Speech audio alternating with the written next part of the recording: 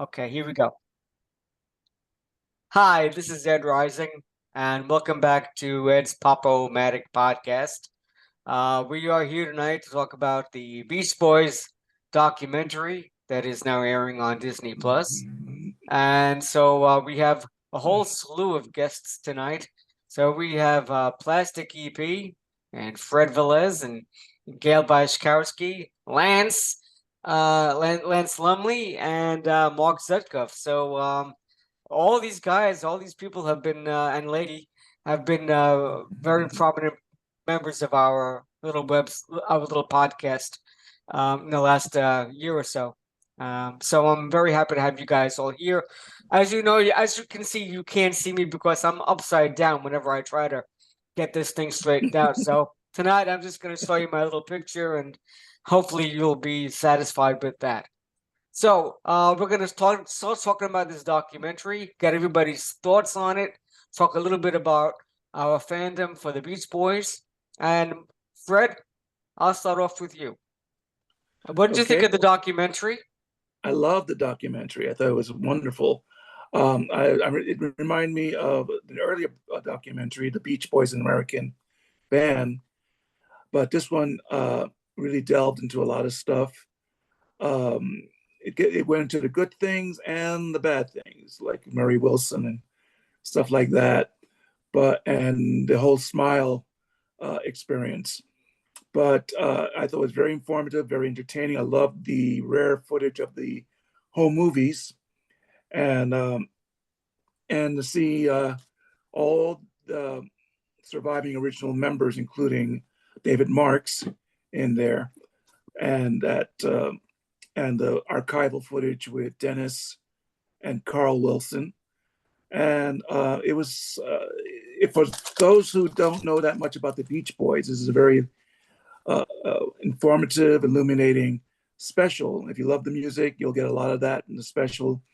You get a lot about the history, and it was very poignant to see the ending of the special because I Yeah, think everybody knows this album, the first Beach Boys album, with them on the beach there.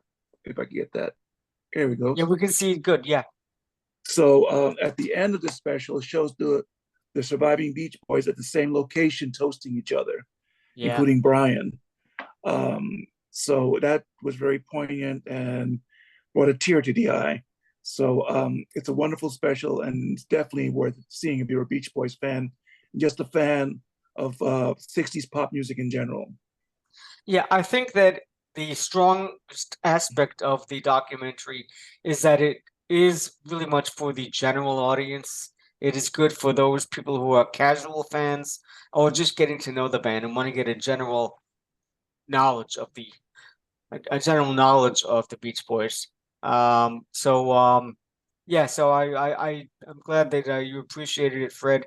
I thought it was a fairly positive documentary, although it has considerable lapses, which we can get Mm. into. Um, Lance, what was your thoughts on the documentary? Well, when I first heard about the documentary, I thought of since I'm have a background in professional wrestling and book I edit professional wrestling books and that. It reminded me of the WWE on how they sometimes twist their own history. So I didn't know how much they were going to get into or what they would get into. Like they said, it would just be for the casual fans. Would I Mhm. learn something else from it that I Yeah, didn't know before, after reading all the books or seeing all the other documentaries? The Beach Boys is probably my all-time favorite band. I'm not well versed on the history, every little aspect of it. But overall, I thought it was very, like you said, uplifting, more for the casual fan. But as you said, they added, David Marks, who maybe the casual fan would not know about. Later on, they talked about Ricky Fattar, and so they did touch on different aspects of, that the casual fan may not know. There were some great, spots to it. We could, I did think that there was a lot that could have been done, possibly a part two, perhaps. But like I said, I pretty much agree with them that it was for, maybe more for a casual fan, but they did pay special attention to Murray, certain things that, the casual fan may not have known about, or how, like the one scene where they said about he looked like Boris Karloff holding a flashlight, or, after all the books and the movies, documentaries I watched, I personally never heard the part where Al was talking about during Help Me Rhonda sessions, and they had the recording going on, and Murray was like, I'm a genius too. Oh, that was a great line. I never heard that part before. So there were parts that, the casual fan may get a little deeper into, but for somebody that's a diehard fan too, there was some parts that I never heard of or seen before. So overall, it was a nice balance. Cool. And Gail, what did you think? And Yeah, can I ask you specifically about what did you learn about the music? What did I learn about the music? I don't think I think I knew a lot of it already. I don't know that there were too many new insights, maybe some reminders of some of the collaboration that Brian Wilson did with people like Van Dyke Parks. That was fun to see. Who else did he write with? Tony Asher, I think. Right. Yeah. And a couple other guys. So that's always just an interesting little reminder. And, like you said, I think it's really accessible for the casual fan. And for the longtime fan, I never get tired of watching that old footage of them when they're performing, when they're young. It's just so much fun. Yeah. And the music is still so infectious and so great that it's a fun watch. In addition to David Marks, that was very cool to see him. I thought it was really nice that Marilyn Wilson, forget what her current name is, but Brian's first wife, that she made an appearance, and she had a lot of nice comments, I think, and her reflections were very meaningful and very heartfelt.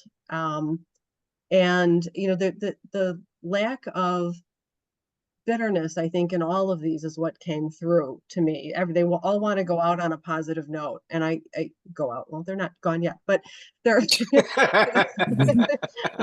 yeah, exactly.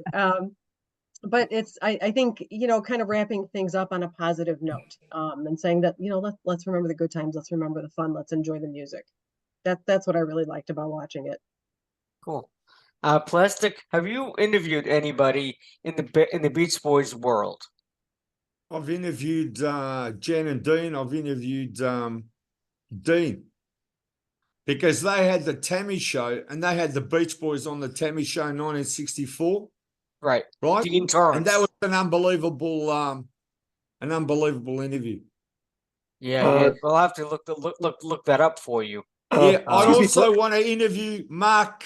I want to interview the young David Beach Marks. Boy. Yeah, I want to interview David Marks. I've tried. So if someone knows him, has got his email, I'd like that.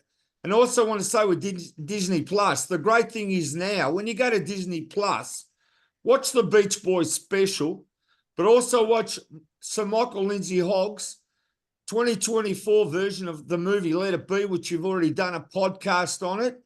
That is amazing with what's been done with it now. And I don't want to focus on everything there, but they've also got the Bon Jovi documentary too. So that's 3 great programs you can see now on Disney Plus. Now with Plastic, didn't you also interview Billy Henchy? I Dino, did. Desi, and Billy? And he was also, with the Beach Boys. that's right. And he's the brother-in-law was Carl. Carl Wilson's married to his sister. He told me that. That's right. Yeah. I'm glad you remembered that. We're doing over 1,050 interviews. Sometimes it's hard to remember. Yeah, well, we've got to start working on those interviews again and doing some more shows together, and start to take all those interviews and put them somewhere so everybody can see them all the time, because there's some really great interviews there. And like you said, I've got some big some interviews shows. coming up. Yeah, 1,050. I've got some great interviews coming up now that no Yeah. one knows about. I can't talk. But what I want to say is, because this is based now on the Beach Boys, I want to say that I saw the documentary and I like it because it covered a lot of their early period with Glenn Campbell joining them on tour. And as I said, with Brian Wilson telling us a lot about himself and what they went through and how they did the songs. And basically they did their own recordings in another studio, not in the Capitol studio. Yeah. So there's all these things that you learn about that you don't generally know about the Beach Boys. And I'll tell you something.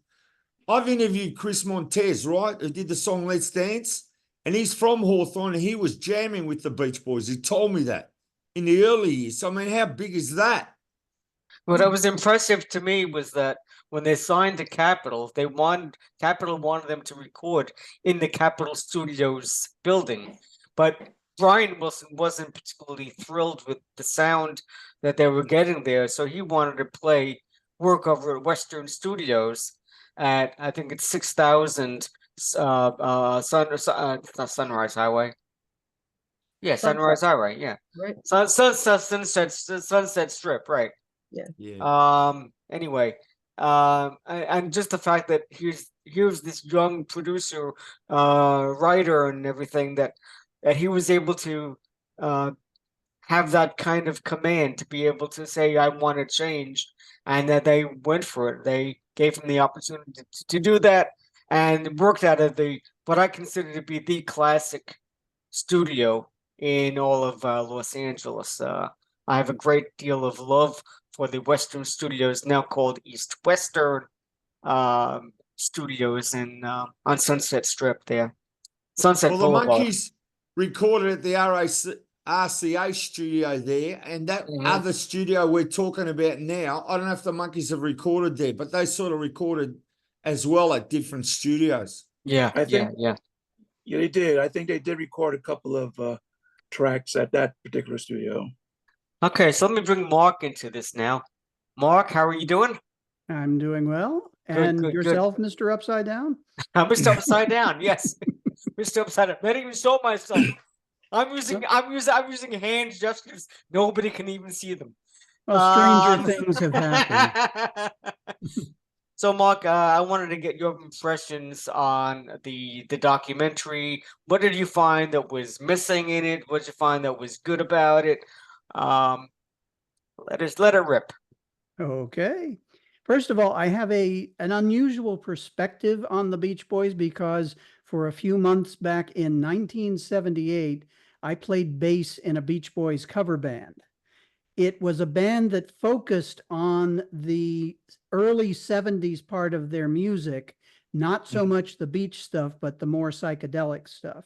So I have a bit more of an affinity for that material than for the 60s stuff, which I only encountered with a few records here and there that I heard in the 60s. And then when Endless Summer came out, I got a little bit more involved in that. Yeah. Anyway, what I liked the surround mix. It's got a very nice 5.1 surround mix, particularly with the music, very pleasant. The subtitles are very good, the captions. They revealed some lyrics that I didn't know, which was very enjoyable. I liked the interviews, mostly the archival ones, of course, with all of the Beach Boys, because Carl and Dennis are no longer with us. But I liked that they included David Marks. I particularly liked the amount that Al Jardine got, because he's often overlooked. I also really enjoyed the interviews with members of the Wrecking Crew, especially Don Randy and Carol Kay. The Wrecking Crew is just fantastic. I was impressed by the number of Beatles connections. I mean, the Beatles are just everywhere. They covered, of course, the competition and the rivalry. Also, Derek Taylor, one of the Beatles' inner circle, popped up. So that was quite enjoyable. Kudos to Disney Plus for leaving in Brian's F-bomb and his take 2 correction. And one S-bomb. They even left that in. So that's what I liked. What I didn't like. If you're going to focus on the 60s, you need a bit more mention of Brian's other lyric writers, Carrie Usher, Roger Christian. They mentioned Roger Christian. I don't even think they mentioned Gary Usher. So obviously they mentioned Mike Love because Mike Love is heavily involved and he had a lot of interviews, but it was more focused on Tony Asher and Van Dyke Parks. Mhm. The story, here's the biggie. The story ends with Endless Summer, plus a very brief 2023 reunion excerpt and a tiny bit of a 1980 concert. Right. No details from 1974 on, unless you count the playing of Kokomo over the end credits, which I don't. There's no mention of Brian's hearing issue, the fact that he only has one ear working. I imagine it was possibly because it involved a greater level of abuse from Murray, but it affects how he recorded works like Pet Sounds and Smile. It's significant. When they re-released Pet Sounds in the 70s, the album has released in mono the way Brian cut it. I mean, it's important. Yeah. And other than Smiley Smile and I Can Hear Music and brief references and interviews with Blondie Chaplin and Ricky Fattar, there's no coverage of the songs recorded after Smile, but before Endless Summer. They should have shown the other Beach Boys taking after Brian with some of the arrangements and the psychedelic lyrics. Look at a song like Feel Flows. Yeah. That could have been Great Brian, song. but it was Carl. And it's fantastic. And Yeah. they didn't even cover Brian's last major shot in the 60s, which was Breakaway, which I really would have liked them to cover. And I think Those are the Till I likes and Die. dislikes. I think Till I Die came out a couple of years later, which I I'm think sorry, is say also again? Till I Die. I think was 72. That's a masterpiece in my opinion. Yeah, but that's, yeah, Brian didn't fully return to the fold until 15 Big Ones, which of Yeah. course should have been covered. Yeah. Anyway, I'll tell I've you got about some an other album that a lot of observations, people don't know. An album that a lot of people don't know, and I don't know if it's if it's a bootleg, but the Beach Boys ring up the Beatles. Have you seen that album? And it's conversations of them on the phone. Have you heard of that? Never heard that. I've No. seen the Yeah. cover. I'm Hey? pretty sure it's a boot. Yeah, it's probably a bootleg, but you get it and you listen to it. What I'm trying to say is that's what it's about. Phone calls between the Beach Boys and the Beatles. And a lot of people out there don't even know it exists. Yeah, Well, and there's there was a- another piece that they left out, which I frankly don't blame them for leaving out. There was a radio special in the 80s about the Beach Boys. I think it was the 80s that Wolfman Jack narrated, and they played the segment of the Beatles and Mike Love playing a song about transcendental meditation. And Both. Freudian slip and a maiden form bra there. Sorry. Anyway, they played a song that they improvised about transcendental meditation, and it was also a happy birthday to Mike Love. And I would have loved for them to stick that in the documentary because it's That would have been nice. I heard that special and I actually recorded it. And I found out later it got added to a bootleg, my recording. Your actual copy? I gave the tape to a friend, and somehow it got mixed into a bootleg. That's fantastic. It also contains the version of Good Vibrations that you never heard, which has segments that were recorded for Good Vibrations, alternate segments that didn't make the final cut of the record. And of course, you don't have all of the lyric because they hadn't finished the vocal yet when they did that early take of the thing. But it was It did make very good thing to have. it did make the Smile box set. It was nice. No, it did not. Some of the snippets. Some of it, the bigger one, the big box set. No, I know the one you're talking about. I have it sitting in my bedroom. It's gorgeous. I heard they were munching on carrots during the song Vegetables and they were recording it. That's true. And I also heard that Paul McCartney came into one of the sessions. Nobody He did knows something for on one of the sure. sessions. I've heard that too. The rumor is that he was on one of the sessions for Vegetables, but we don't know absolutely, and we don't know if he made the release. He You might know, have that been was eating what an it was apple. interesting Hey, about. he might have been eating an apple. What's interesting about a lot of these stories is that I think the artists themselves get it confused. I Yes, mean, they do. just to jump back to Let It Be. I mean, so much of the acrimony between the Beatles that they seem to repeat those type of stories later on in their careers until all of a sudden you see the Get Back movie and their relationships are not as acrimonious as we thought they were, you know. And it seems to me that they sort of buy into this marketing that was done against the Beatles way back then, and the artists themselves get confused. You get some of the same things out of Mike Love and over the years as well. I wanted to just bring out the fact that, in my opinion, the Beach Boys are four different bands. You have your Right. original band, right? Whether it's David Marks is in or not, but he's part of that original band. Then Right. you have the period where they have a touring band, and you have the production band, right? Mhm. The Brian Wilson and the Wrecking Crew and so forth. Mhm. The third band is the Beach Boys without Brian Wilson, but as Mark said, with Carl taking over Dennis, taking a lot more of the writing responsibilities, producing those records. Actually, Dennis's solo album should have been a Beach Boys album, but I don't They know didn't all the even mention the specifics about title that. of it. Right, No, right. They should have yeah. played that. Actually, that would have been better as the last song that they played. You know, Yeah. over the credits. That's That so one. such a gorgeous Mhm. song, Pacific Coast Highway. Yep. Anyway, regards to the other, and then the other band would be uh when they when they would be the reunions band, or the various uh Mike Love and Bruce Johnston band. But there was just so much going on and so much music that they made, particularly in the 70s and uh, era, when they were trying so hard to get past having been marketed as a beach band, a surf band, and they were trying to do something that was unique, that was more adult, and they did succeed. I mean, if you listen to those Brothers era record, they're absolutely fantastic. I love Marcella. Marcella is like one of my favorite Beach Boys songs. That's one of the ones we played in that cover band. Is it really now? Yeah. That must have been a lot of fun. It would have been, except that I didn't have a bass amp, so I had to use the amp of the guy who had left before I joined, and they were pressuring me to buy an amp, and I didn't have much money at that point. Yeah. And then just before I had to decide, I managed to get a job in radio, which is what I was trying to do. So Mhm. I wound up quitting the group, which is a shame, but radio was what I was hoping for at the time. Well, I also think that the we talked about the deafness issue with Brian.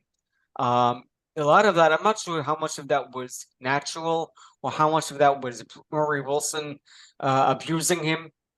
And in one of the interviews in the new documentary, I found it interesting that an older interview by Brian indicates that Dennis and Carl got more of Murray's abuse than he did.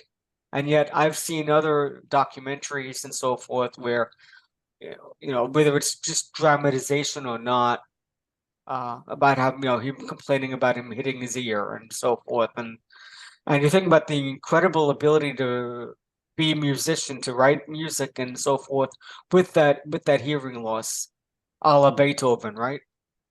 Phil Spector, back to mono.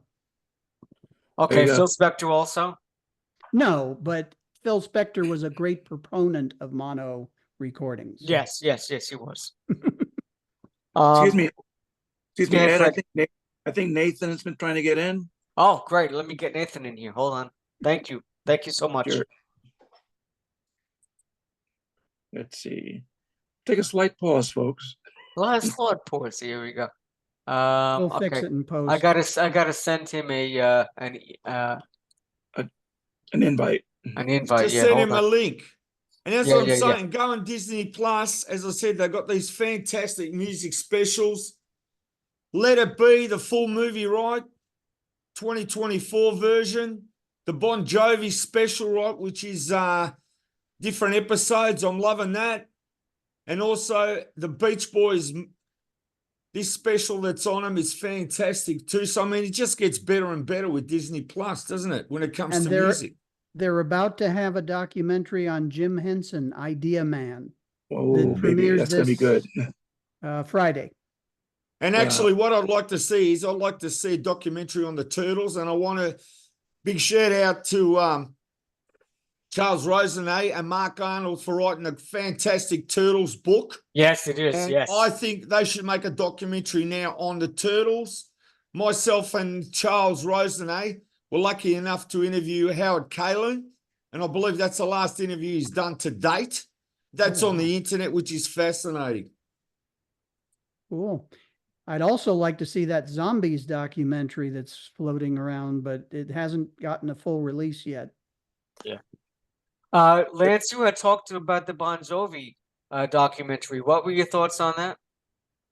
The Bon Jovi thing was good. I had a friend that was kind of had some dealings with the band, so I knew some of the stories already that they was giving. It's just, one of those things where, I enjoyed it. It gives people, I thought it gave people the idea that you can, as you would know as a bass player, you play in a band. I was a drummer, and you're not always going to get along. And then you get, the music business. It's called a business for a reason, And yeah, I enjoyed it. But what I wanted to say was one of the things that I thought that was left out of this whole Beach Boys thing was I grew up in the 80s. So, that whole from 70s on, it's interesting because I did like the fact that they gave Dennis his props as a drummer. Yeah, we all know how Blaine played a lot of the studio work, but Dennis was playing live, and they actually, gave him the props of, what an underrated, powerful drummer he really was. And of course, as you showed earlier, the solo album of Dennis, critically acclaimed. Yeah. And so I really like that part of the whole idea. But when we were talking about, stuff getting left out, we could have done they could have done a whole 80s version of the stuff of the Beach Boys. Yeah. Because there was so much that went on during that era. Right. I mean, think about it. Everybody thinks of Kokomo. Yeah, and it's a great, some like it, some hate it, but I like it because it's from one of my favorite movies, Cocktail. And but I mean, they could have covered Live Aid. Yes, they missed that completely. The fact that another thing that made me kind of shocked was they didn't mention about the how do you say, the ban, and when they were banned in Washington. That with James Watt and the Reagan administration, right, and the Beach Boys and the Grassroots were playing, I think, with them alternating, things like that. I think the death of Dennis and Carl was just kind of, it was just mentioned. Yeah, that was very sad. I didn't like that. And just the fact that, maybe the Beach Boys weren't the band they were in the, the 60s, but they were still they were still putting out albums. They were still putting out singles. They were still part of the video era. Yes. And, we had one of my favorite all-time Beach Boys albums is the 85 album. And we had Get You Back on it. Love that. Which was before Kokomo. But I mean, it was a adult contemporary, hit the charts. I mean, Full House, popular show. Of course, the whole 80s thing would have to get John Stamos on every second of the day, have him talk about it. But still, I mean, the Beach Boys were one of the other, one of the rare bands that I can remember growing up in the 80s that was from that early rock and roll era that was still relevant and still out there. I mean, they also missed the whole, let's face it, they missed the, Rock and Roll Hall of Fame. Why didn't they mention that? In my opinion. And, and the other thing that amazed me is at the beginning of the special, when they show the clips of think it was a 76 concert in Anaheim. You watch that and think of the 70s, you know, you guys would know more than me because I grew up, you know, in the late 70s, early 80s. But at that time you had bands, you know, they like Queen, you know, Springsteen, all those big acts, and watch Mike Love as on stage at that, you know, concert. And regardless of what you think of Mike Love as a person or whatever, but he was a solid, entertaining front man at those concerts. It just so much energy. And then you had Dennis pounding away with the power of the drums. I never got to see the band live, but I would love to see them during that era as well, just to see the energy. Mhm. And that's a big thing to bring out, Lance, because you have to take into account the live performances. And Mike Love, yes, you know, I think in the later years I've kind of given Mike Love a break because, you know, he's been a great frontman and he has carried the Beach Boys all these years on stage. And, you know, we can get into that a little bit further, but Dennis Wilson, you know, you have to have a little sex appeal in a band. You know, you need that. And Dennis really, you know, was the sex guy in the band. You know, with his gyrations and his, you know, performing of the drums there. You know, so It's the woman present. I'm away on this one. Oh yeah, let's get Gail in on this, please. Yeah. Yeah, absolutely. But they all had charm and they did have great stage presence, all of them, I think. And that's what comes across is that energy. And talking about the live performances, so much has been focused on, I feel like in more recent years about Brian and his production techniques in the studio. They were a terrific live band. One of my favorite albums that I grew up listening to was Beach Boys in Concert, I think from '65. Great album. They sound terrific. I also got to say about Dennis, right? You got to understand, in America, he's before Ringo, right? So they had the California sound, and then they had the Midwest with the car songs that they did, and then the Beatles came along, and they're still there. So you got to give them credit because they had the American market sewn up. You know what bothers me They had the about American sound, girls, cars, beach. I mean, what more do you want? That's why really they live on forever.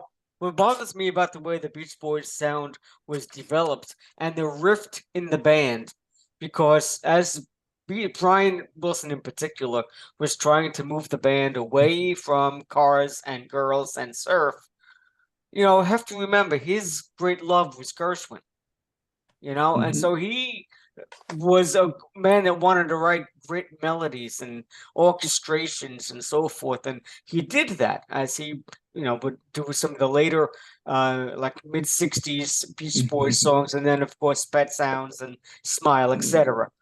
But that's what bothers me about the rift between him and Mike Love, or there seemed to be that issue between them of, well, we don't want to change the formula.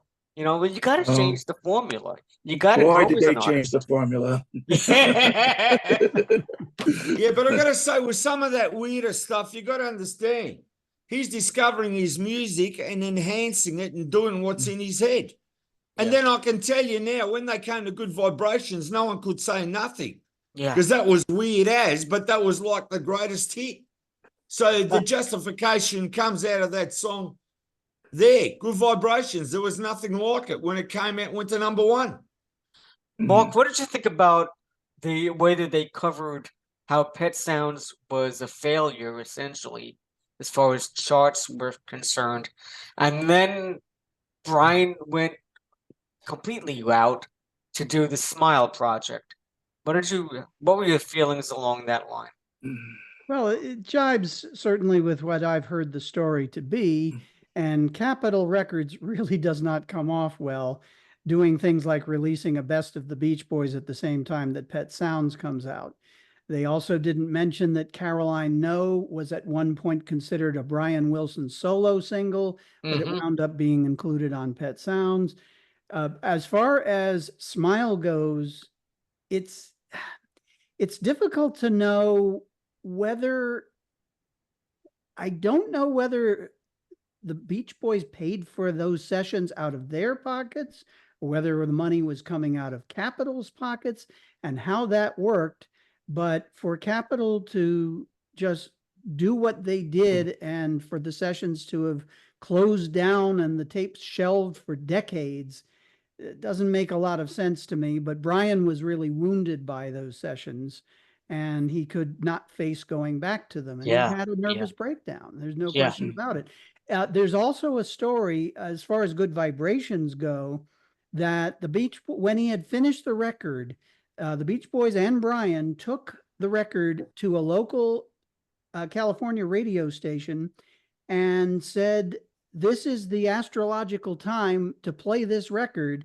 And the DJ who was on the air at the time said, "I can't play this record without approval from my music director." And Oh, it yeah, almost destroyed Brian. yeah, Fortunately, they were able to recover from that and get the single out, but strange things like that happened. And I yeah. do wonder, had Brian been able to complete Smile and it got a release at that time in the late 60s, how would it have been received? I can't answer that question. Neither can I I. suspect it would not have been received well, but I think in years later it would have been rediscovered pretty much the way it was, except it wouldn't have had the mystique of being a long lost album. Yeah, yeah, yeah, yeah. Mhm.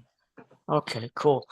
So what I asked everybody to do in plastic, you came in a little late on this, so I'm going to come to you last on this next section.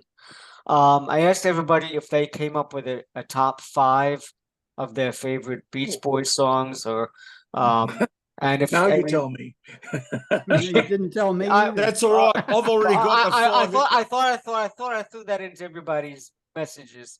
I've already got the 5 in my head. That's not You a got big the deal. 5 in your head, so Okay, no does pressure. No does pressure.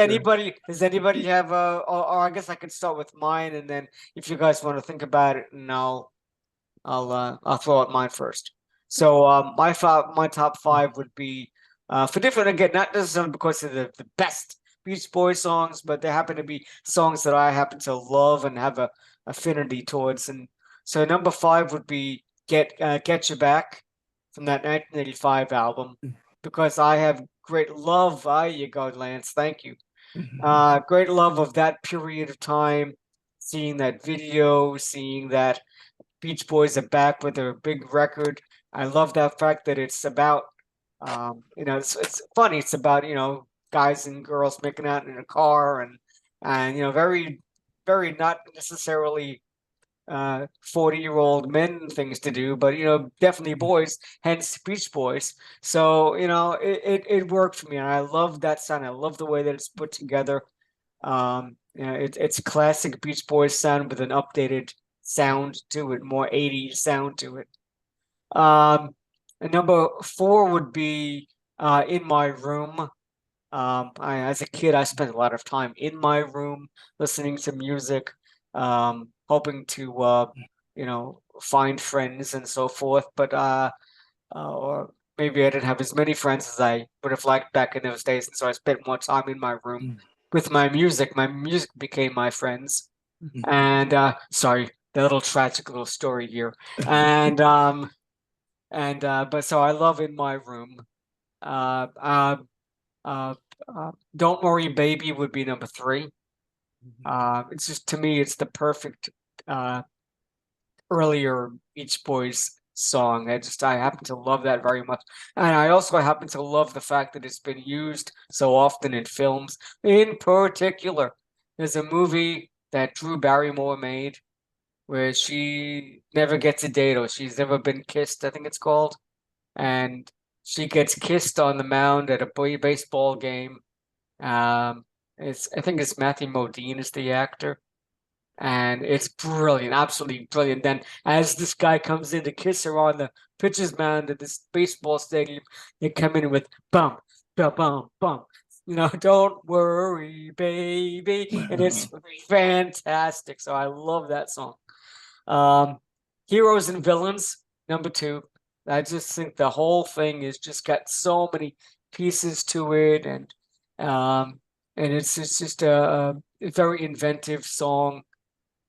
or songs, if you will. So that's my number 2, and number 1 is God Only Knows. It's the most beautiful song. I agree with Paul McCartney, you know. Oh, he agrees with me, I guess. Mhm. Well, I got to That say, it's Paul McCartney's favorite album is Fav- Pet Sematary. So I love that song, and Carl Wilson's vocal on it is just so beautiful. So that's my top 5. Who wants to go next? I'll I go want to next. go next, and Go I'll ahead, give it to Gail. you quick. Let Gail go. Let Gail go first, please. All right, these aren't in any particular order, but trying to come up with criteria to pick 5, it's like, were these the ones that they show up on a playlist? I'm going to listen to it. I'm not going to skip. Or are they the ones that, I always put on a playlist? Or are they the ones that you hear somewhere and you go, oh yeah, I love this? It turns out that would be like all of them. So it would be all of the songs. So this was tough, but what I came up with, California Girls.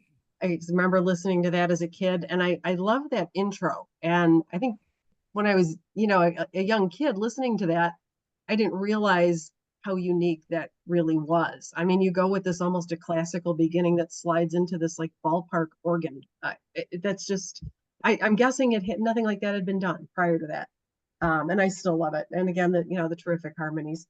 Of course, Good Vibrations, just because the story about how that came about and was created, and the final product is just still so interesting to listen to. And then I agree, God Only Knows, gorgeous song, gorgeous vocal from Carl, and I wish that there had been more vocals from Carl. I wish he'd get a little more attention, a little more love with that. I had to go with Surfin' USA just because it's the Beach Boys. It's an era-defining theme and sound and rhythm, I think. Credit to Chuck Berry, I guess, right, for the melody. Is that on that one? I believe so, Yep. yes. Yeah, but I think Brian was okay with that, right? He kind of acknowledged that early on. I don't think there was a lot of feuding over that. I But think they had to change the writing credits They did. after a while. Yeah. They put Yeah. Chuck Berry's name on it after a while. Yeah. yeah, and I don't even know if he has solo credit on that or if it's a co-credit in terms of writing, but I'd have I to think it's look it up. co-credit. co-credit. Yeah, that would make sense. But it's just a fun song, and I think it defines the group so well. And then Caroline No, which I still can listen to all the time.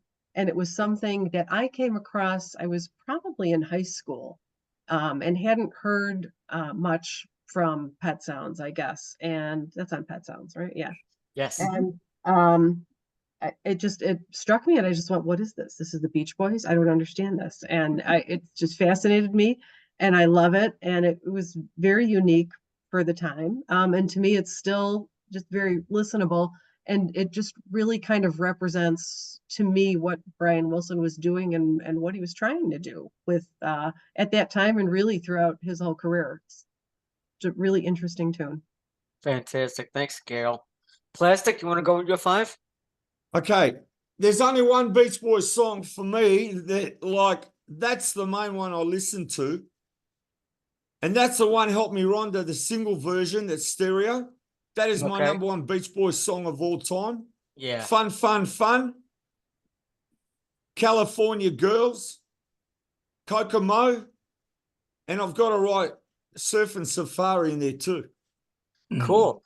All those great fun songs.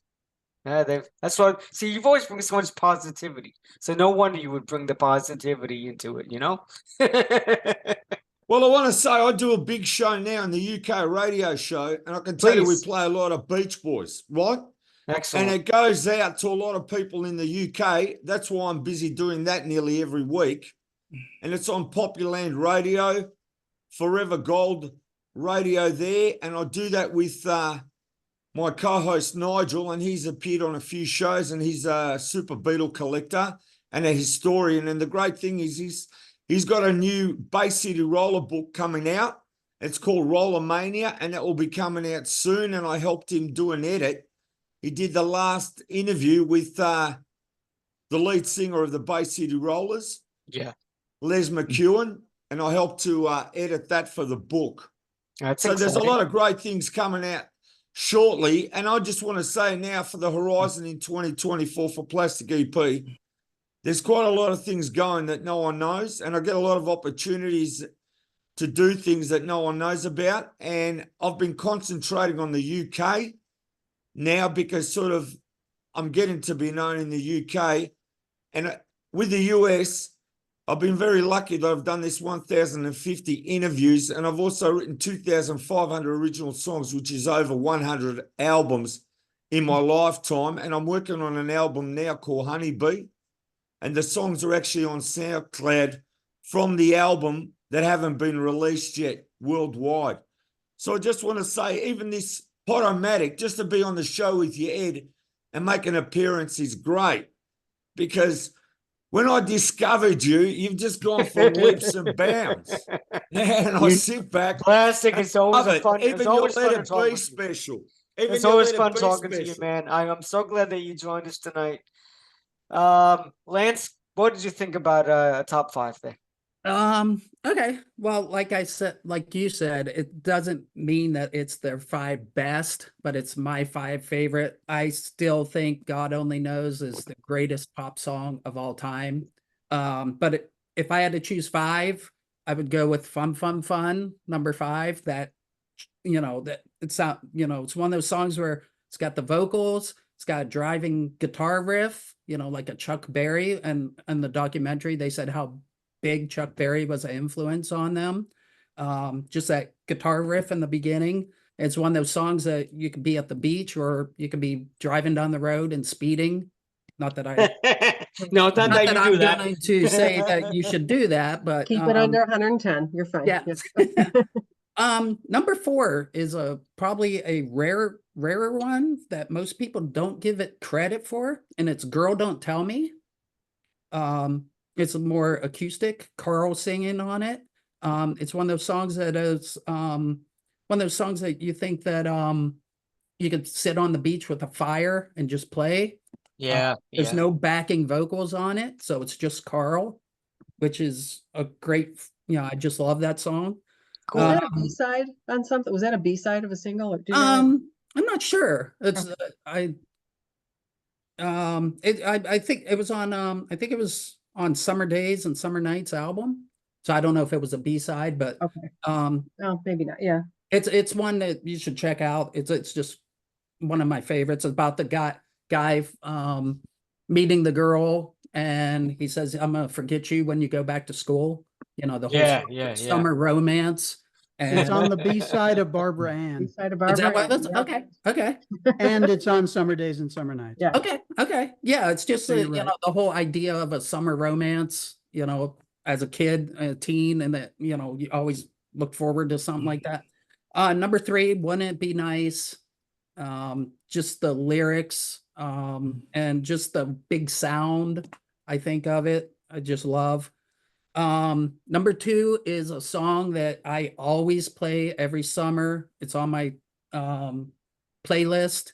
I write about it on my blog all the time. Do It Again. Oh, good song. Just a song about, that hanging out with friends again that you may have lost touch with, or just the excitement of, hey, let's, summer's coming. Let's just, embrace it and, have fun. And number 1 for me is probably no surprise to Ed, but it is Get You Back. From the 1985 album. It's got the big drums that, Dennis would have been known for. This was, the first album after Dennis's death.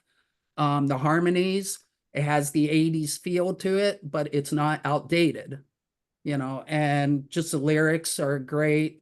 It's just, I can't talk enough about how much I love that 85 album.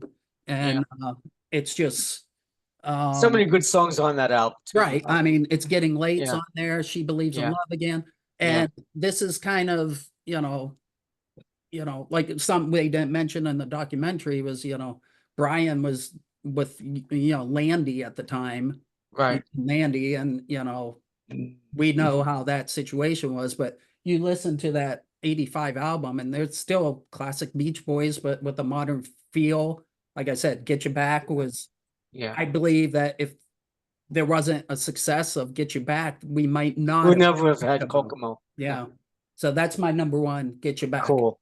And you know, it's funny you mentioned about Landy and about a lot of Brian's illness and his mental breakdown and so forth and problems. You know, they really didn't cover any of that. I know we've seen a lot of that in Beach Boys movies, documentaries, and so forth over the years. In particular, the Love and Mercy movie, which was excellent, which I think is like 10 years old now, something like that. But it's you know, that's something that should have been covered because that's just the hard part of where Brian's life was at that time. They did very much keep a lot of this on the very much on the up and up, you know, or zip up, I guess. I don't know. Fred, Ed, I Mark, just which one, want to guys? say this about the Beach Boys, Ed, right? I just want to say they're so smart, right? They had the girls and they had the California sound and the beaches. But Yeah, then they realized in the Midwest, right, that they didn't have beaches and they had a peel tour. So, of Yeah. course, then they did car songs. And how can Right. you go past Little Deuce Coupe and My 405? I just have to mention that because that's how smart they were with the marketing. Well, that was the fun thing about what Don was made a remark about how, you know, he was from, I think, Chicago, and was in the cold all the time or whatever, particularly, I guess, in the winter time, and he didn't have beaches and so forth, and because of the Beach Boys, he did, you know. Fred or Mark, you guys, which one I'll wants to go. go first? All right, Fred. So yeah. Sorry? Okay. Oh, go ahead, Fred. Okay, I'll go. Anyway, one of my favorite of my five favorites is the most recent one. That's Why God Made the Radio from the Oh, yeah. from the 2012 reunion album. And I got to see the Beach Boys, the original five surviving Beach Boys on this tour in New York City. And it was a great, I've seen Brian Wilson in concert before, but to Yeah. see the surviving Beach Boys, all of them, was Yeah. incredible, including when they did a tribute to both Carl and Dennis with their audio tracks, singing God Only Knows and Forever. Forever. So, but That's Why God Made the Radio, I think, is a recent Beach Boys classic to my mind. Yeah. And so this is and you can there's the five original surviving Beach Boys. So it's definitely Yeah. a record worth getting. I love that album, but particularly the suite on I guess what would be considered the second side of the album. I think from Strange World onward, it's just absolute perfection. I mean, it was a cross between That's Why God Made the Radio and Summer's Gone. Those are two great songs. Yeah. So anyway, the next would be The Warmth of the Sun from Shut Down 2. Right. That's a great song, and as I understand the history, it was written by Brian after the assassination of John F. Kennedy, Right. and it just the lyrics sort of reflected on what he was feeling during that period. So that's a wonderful song. Another one I like is Get You Back. That really like captures the early Beach Boys sound later on in their it was in the 60s it came out, or That came out in 85. Oh, 85. Okay. So they would have been in their 40s. So it captured the feeling of the 60s Beach Boys in that song. I thought that was fantastic. Yeah. God Only Knows, one of my all-time favorite Beach Boys songs, and one that I agree with Paul McCartney also, one of the greatest songs ever. And am I up to my fifth one now? I think Yes. so. Good Vibrations, a classic all the way through.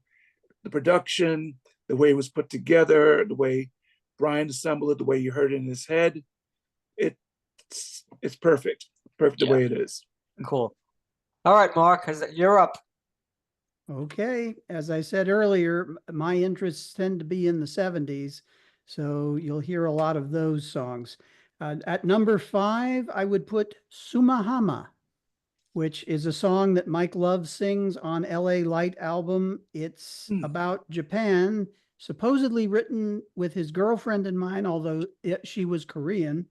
And it's unfortunately about lovers' leap and suicide, but the Oh. song is, the music is beautiful Yeah. and the lyric is heartfelt. Yes. Number 4 is Here Comes the Night, the disco version. Yes. I like that too.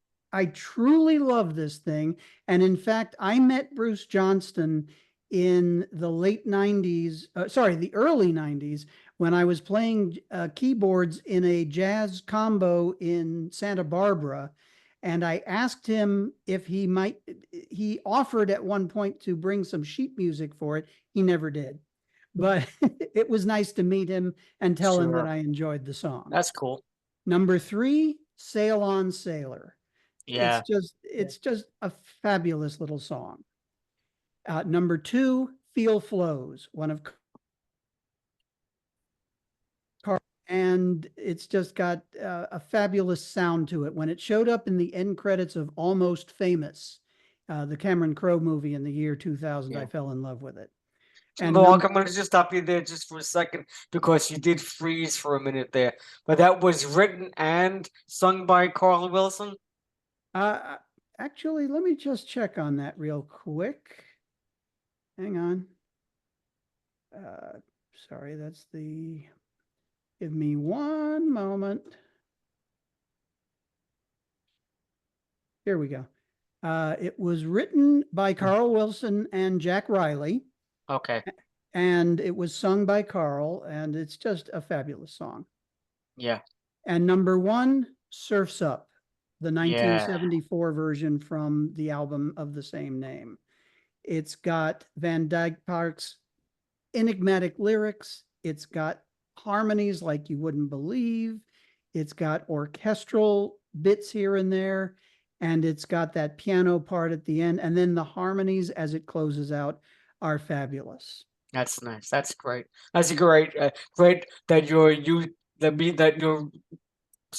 bringing that era of music into a top 5 because that was a great period for them, and they really should have gotten a lot more credit for that, and particularly in the documentary, they should have made that at least another hour into the documentary, so they could have covered more of that period. Okay, Agreed. so what I'd like to do is just kind of go around and give everybody an opportunity to say hello and goodbye, and to share anything that they want to share, or tell them where they can be found, or where they can be hidden from on the internet, wherever they want. Fred, why don't you start? Okay, well, folks can find me on my website, freddiePop.wordpress.com, and they could find my 2 monkey books there, A Little Bit Me, A Little Bit You, The Monkeys from a Fan's Perspective, and A Little Bit You, A Little Bit Me, A Little Bit You 2, The Monkeys from International Fan Perspectives. They're my 2 books about my own and other fans' experiences with the Monkeys. And I just wrote on the Freddie Pop website my review of the new 78 Records reissue of Davy Jones' 1988 solo album, Incredible. And it is. It's a great little album with a lot of bonus tracks on it. So definitely check it out. 78 Records reissue of Davy Jones' Incredible album. And again, you could find the reviews and my books on my website, freddiePop.wordpress.com. Okay. If Gail? you do a third album, you should, a third book rather, you should call it A Little Bit Us. Yeah. Well, actually, I am sort of working on a project. Details in the future. Cool. Gail? Gail Bajkowski. I'm on Facebook and Instagram, following pretty much anything that's related to 60s and 70s pop culture, especially the Monkeys and the Partridge Family, music and TV. And by the way, I got to say, I love the background of your walls there, the albums that are up there. That's fantastic. Fantastic. I love it. Almost time to swap them out. I got to do that every few weeks. Yeah. Plastic, want to give us where we can find you and your upcoming shows and so forth? Well, I just want to say to everyone out there, just type in Plastic EP on Google and it goes everywhere. There's 1,050 shows floating around the world every day, which I'm proud of. Got some big interviews coming up, right? And you go to my Facebook page, right? which is Plastic EP. There's also another page, Daniel Sam. There's more fun happening on Daniel Sam because we put everything there. Written over 2,500 songs, working on an album now called Honey Bee with 7 songs in. And people in the UK can listen to Popularland or Forever Radio. We got a fantastic radio show and they replay that all the time in the UK. And I just want to say 2024 is looking very rosy. If they want to find our music, and go to Spotify, iTunes, you go to every platform there. You can type in Plastic EP in the records anthology. That's an album, right, that's been put together from our songs from 1981. And then after that, from 1982, we became the EPs, THE space, EP apostrophe S. And you can find all our albums, all our songs. And the great thing is if you go to YouTube Music, I don't know if you're aware of this, it's all free. You can make your own playlist. And I've got the EP's playlist there as well, which is endless songs. And I just want to thank everyone for their support over the last 4 years, especially Charles Rosenay, right? He just posted the first interview we did and it came up 4 years ago. And that's on my Facebook page because he posted it. So if you're watching, Charles, I just want to say to yourself and Mark Arnold, congratulations on your new Turtles book. And I want everyone to go out there and buy Charles. it. Plus, he's also got the Beatles book, top 10 list of Beatles stuff. Go and buy that one as well. And I want to say, Ed, I just want to congratulate you on your podcast, right? The Podomatic. I watch it, which is even more fun. Thank you so much, Plastic. It really is. He just started me off. So one day, went on to his show one day just for the fun of it. And it's been a ride ever since then. So thank you, Plastic. I appreciate you being on tonight. Lance, where can and we I just find want you? to say, Vicky gives her regards to you as well. She's with me here. She says hello. Give Vicky my love. Now, Lance, I'm going to give you a little bit of an introduction. Lance is a writer amongst his many other talents and music and so forth. His book, get the book, get your book. There it is. He's written a novel called The Cassette, doing very well. It's all over the place. Lance, can you tell us a little bit more about that and about where we can find you online and stuff? Yeah. For a second there, I thought somebody was behind me. You were praising me up. Somebody snuck into the apartment. No. You can find me on the social media at Lovely Lance L. The reason for that is because a famous pro wrestler, manager Jim Cornette, named me that because he thought my name, Lance Lumley, Lumley, would have been a great 70s wrestler manager name. They had the Valiant Brothers, which was Handsome Jimmy and Luscious Johnny. So he said, you need Lovely Lance. So I took that, Lovely Lance L. I also write a blog that is Lance Writes, like WRITES.wordpress.com, where I review movies, books, classic music, things like that, and current books too. And the cassette is available at Amazon, and it's a novella. It's only 150 pages. It's short because cassettes only had 4 songs on each side. So instead of chapters, I use tracks.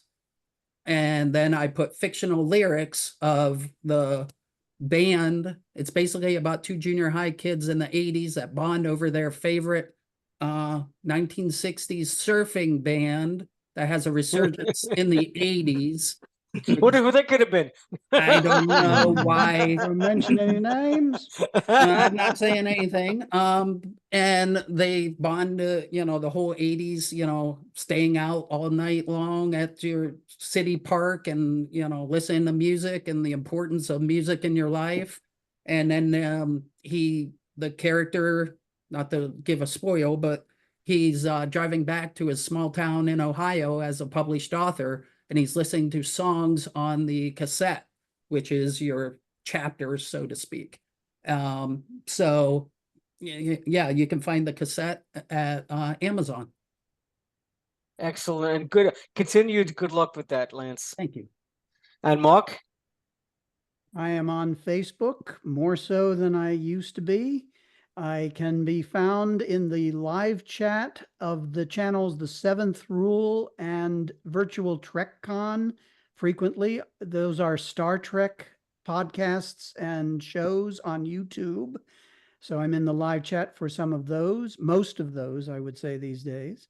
You can also find me at the Fab 4 Masterclass through Monmouth University and Kiddo Tools classes about various aspects of rock music, which are fabulous. And I frequently pop up in the live chat for Talk More Talk, a solo Beatles podcast with Kiddo Tool and 3 other co-hosts. So it's a great show. And that's how I've gotten to know Mark the last couple Can of I- years. Can I just add one more thing? Sure, Fred. Yeah, I forgot to mention that my 2 monkey books you could also get on Amazon.com in both print and Kindle. And you could find me on Facebook as well. Super. In fact, you have that new Monkeys. You have a couple of Monkeys pages on Facebook Yeah. now, right? Yes, I do. I have Monkey Fan Book and also a dedication page to Davy Jones, Peter Tork, and Michael Nesmith Remembrance. So you could find me on Facebook. You can find also my postings on those 2 Facebook sites. Cool. Davy Jones, Peter Tork, and Michael Nesmith Remembrance, and Monkey Fan Book. Right on. I just want to say something here if I can, right? I was Sure. fortunate enough to meet Fred in New York. We had lunch together and took photos outside BB King, and I held his book, and I'm in one of his book. You But are. I'm just saying, people don't know who I've met, but I've been fortunate enough to meet Fred Velez, and let me tell you, he's got such a great monkey history, taking photos with the monkeys, right, when they got the key to the city and they were given their plaques, and he was there with a photo of the 4 monkeys, which I think is a super fan. You can't Yeah. get a bigger honor than that, can you, Right Fred, there. honestly? Yeah, that's very cool. Well, this has been Ed's Pop-O-Matic podcast. We've had a really great time tonight talking about the Beach Boys and their new documentary on Disney Plus. I really want to thank my friends Gail and Mark and Fred and Lance and Plastic EP for joining us tonight. You can find the podcast on all your streaming sites, your Spotify's and your iHeartRadio and whatever. And search it on YouTube. You can find my YouTube page with all my videos. Oh my God, I don't know what I've become. Anyway, I blame it on plastic. What can I tell you? I want to thank you guys and have a wonderful night and keep rocking. Good night, everybody. Do your everybody. favorite slogan. Do your favorite slogan. Favorite about in your slogan. heart. Yeah, that's right. Yeah, keep it. Yeah. What is it? Well- Pop-O-Matic podcast. What is it? We're We'll It's mine. Keep it workshop. in your I can't heart. remember it tonight. Yeah, you keep it in your heart. Yeah, there we go. Well, next time around it'll be better. It'll be cleaner. Anyway, have a good night, everybody, and thank you for listening and watching. Good night. Thanks, gentlemen. Good night. Good night. Good night.